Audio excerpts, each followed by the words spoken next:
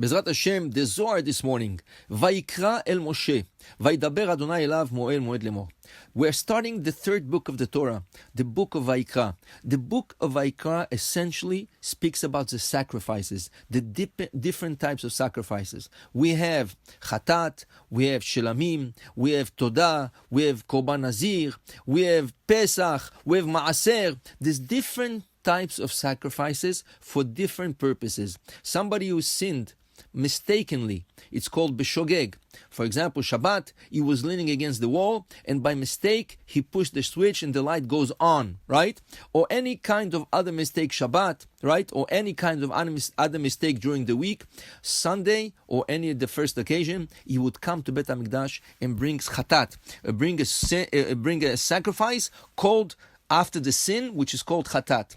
Somebody who went on a trip and he went very far, he crossed the ocean, he crossed the desert, right? And or he was sick in bed for 3 days, or he was in prison, he came out. He has to bring korban todah, sacrifices of thanksgiving, right? He's giving thanks to Hashem for saving him from one of those situations, right? Somebody eats something and he's not sure, was it kosher or not kosher? And no one is able to tell if it's kosher or not kosher. He brings asham talui, something which is on suspense. So this type of sacrifice is going to bring when he's not sure if what he did was wrong or not. So Moshe Rabbeinu sets up a Mishkan. Am Israel together, they're very happy. And now, when the Mishkan was put up, right? And as you know, the Mishkan every day, for 7 days, Moshe Rabbeinu would put it up, and at night will bring it down. Up and down for 7 days.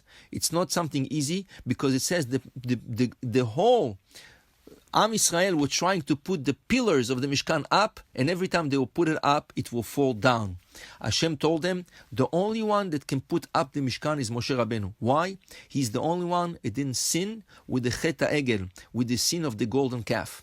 So Hashem tells Moshe Rabbeinu, you just put your hand, and it's going to stand by itself. The pillars were very, very heavy.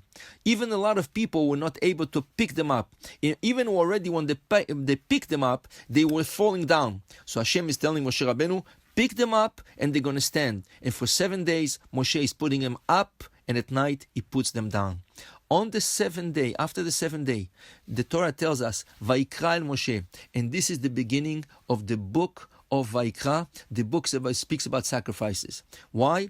Hashem is calling Moshe Rabbeinu. He's telling him, I want you to come in, and I want you to start the first inauguration by the sacrifices. It says over here, he's inviting Moshe Rabbeinu, because when they built the Mishkan, Vayishkon alav ha'anan, there was a cloud residing on the Mishkan, and no one could have came close to the Mishkan, because the Shekhinah, the divine presence, was on top of the Mishkan, and even Moshe Rabbeinu was not allowed to come. From here you learn, you don't just pop in your friend's house. You have to be called, or at least, if you come in by surprise, you have to ring the bell. You find the door open, you don't go inside. The Gemara is teaching us, even a husband, he never goes inside the house before ringing the bell or knocking on the door, or just when he opens the door to say, I'm here. So people should expect him. It's very important. We cannot pop in on somebody. The Gemara says, Rabbi Chanina ben Chachninai, he came in his house after a long, right? He was long time outside the house. He went to study, and his wife was not expecting him. When she saw him, she was so happy. She got a heart attack and she passed away. He was such a great rabbi. He revived his wife. Right? He did Techiyat HaMetim. But the Gemara is teaching us, you never do that. You never surprise a person this way. You're supposed always to make sure you are invited, or you make sure people know that you came in. So this is the parasha of this week. Vayikra el Moshe means Hashem called Moshe Rabbeinu, is inviting him, and he's telling him, come inside, I would like to teach you and to tell you what to tell Am Yisrael. Baruch Adonai Le'olam. Amen ve'amen.